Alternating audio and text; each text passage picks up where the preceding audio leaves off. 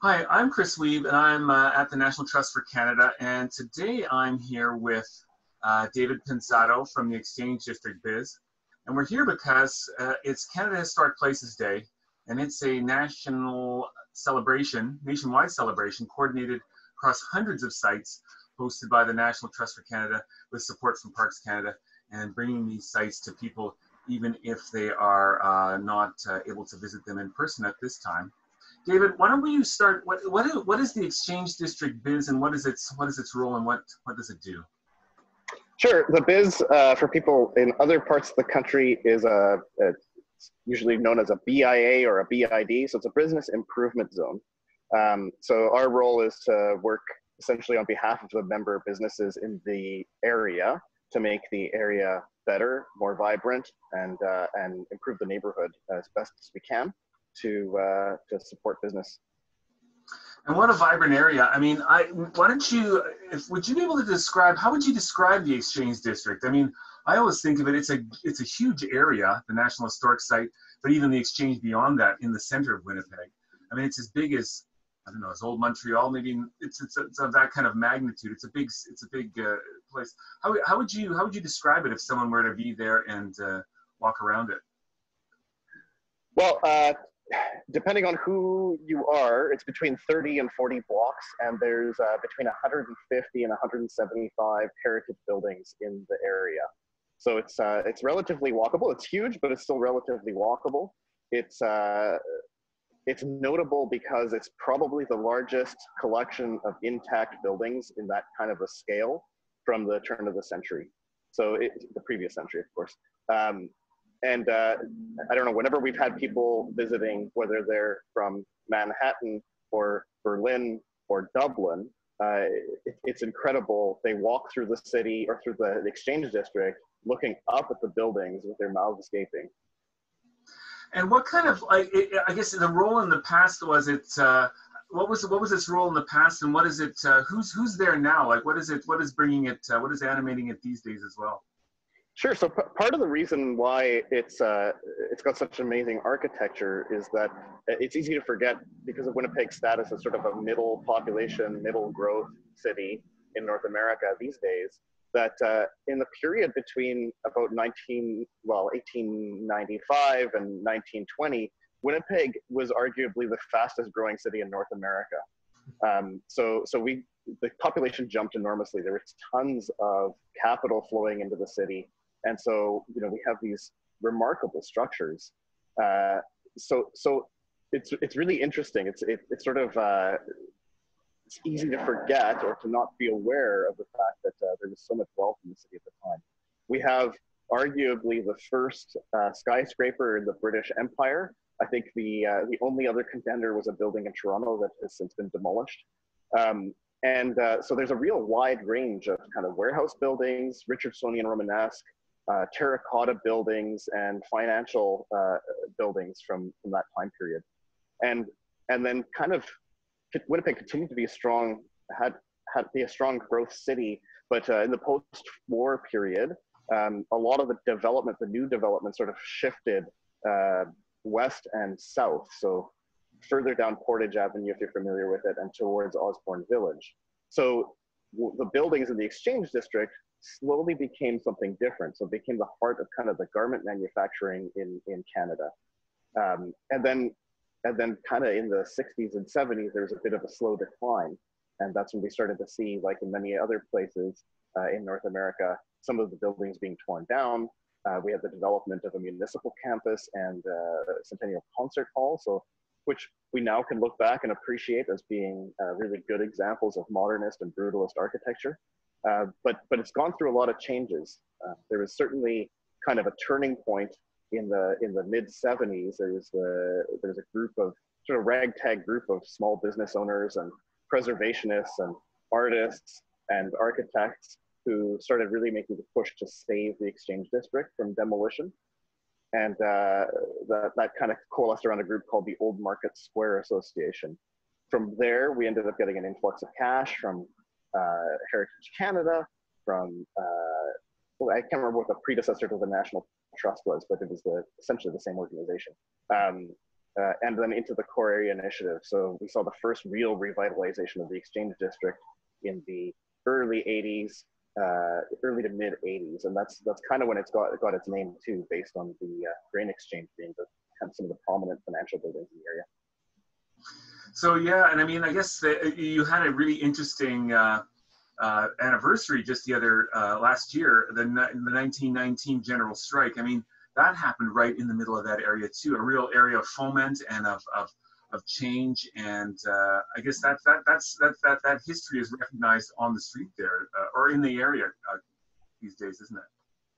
Oh, absolutely. I mean, it's always been a focal point of our historic walking tours that the Exchange District BIZ runs. And it was a real turning point, not just for Winnipeg, but for North America. Again, it's hard to, we often overstate it because the current context makes it feel like Winnipeg isn't an important place. But in 1919, Winnipeg was a very important place. The general strike was covered internationally and sparked a number of sympathetic strikes, and really was really at the, I wouldn't say started, but it became a focal point and a launching point for the modern labor movement in North America. And I mean, speaking of that, I mean, like today, it's you were talking about the evolution of the site, of the area, in terms of the artists and other kind of alternative businesses that relocated there and brought it and then continued its life. I mean, how would you describe it today in terms of the composition of who's there? It sounds like a lot of kind of high-tech companies and other kind of offices are moving into there. I mean, how would you describe the mix of people there? Is there a strong residential component as well? Is it kind of vibrant street life? I would say it's been a real mix, and it's been a real shift from the 80s until, well, the 90s in particular. The 80s was a lot of artists in the area, certainly a lot of landscape architecture, planning, and architecture firms that first sort of saw the cachet of being in the Exchange District. There were some early stabs at residential that were really way ahead of their time. So I'm thinking about the massive Ashdown warehouse, and that was the core area initiative was really instrumental in turning that into residential at the time. It was Ken Kelly, who is a well-known figure from that period. And then in the 90s, there was sort of another rebirth of artists, and that's when we started to get a push for more residential. The Exchange District traditionally did not have any residential in it. There were there's a lot of housing sort of surrounding it that is now not there anymore. If you look at kind of William White and Point Douglas, and there was more residential in other parts of the downtown.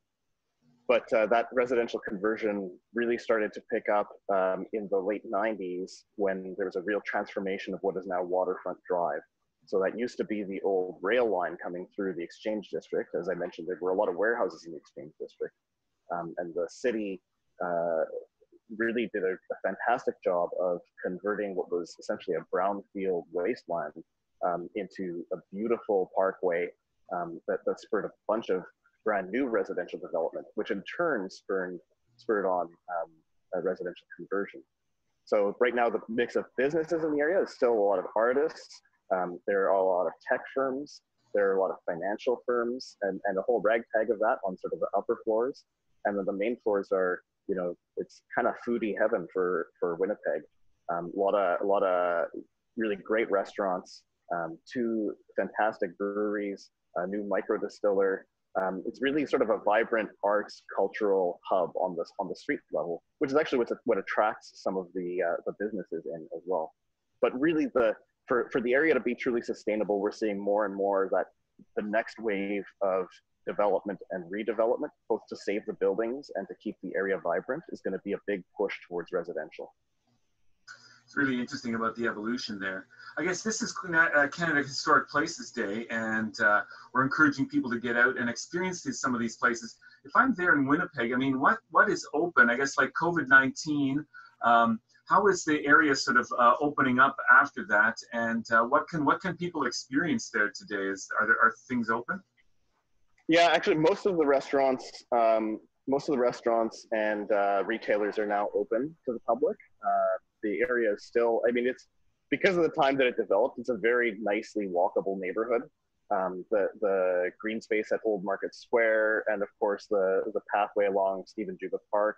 I mean, these which is along Waterfront Drive. These are all really nice places to just come and explore, and there's plenty to sort of see and do. We are hoping, not today, but we're hoping in the next couple of weeks too, to get our historic walking tours back up and running for the summer. Of course, that's been delayed. We weren't sure whether we were going to be able to do it, but certainly Winnipeg is doing very well. Manitoba is doing very well with regard to COVID, so we've got some alternatives there.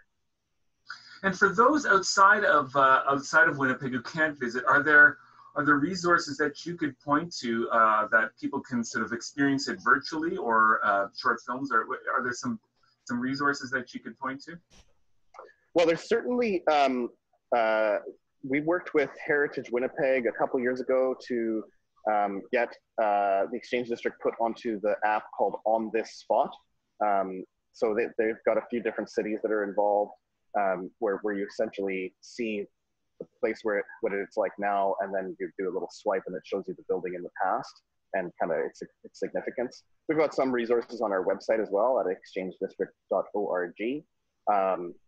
Heritage Winnipeg would have some resources on their website, and same with the Winnipeg Architecture Foundation has a lot about the architecture there. We're working on a couple of other things too that are forthcoming. Unfortunately, I don't have reference to those yet, but certainly I know there's a project being done by Ecomos Canada about hidden heritage, and that'll be up on the Google Arts and Culture page within the next few weeks, actually. That's really exciting. Okay, well, thank you very much, David, for taking the time out of your day to bring us up to speed on this fascinating place, one of my favorite places in Canada. And we'll hope some people have a chance to get out and experience it today. Thanks again. Thank you, Chris. Take care.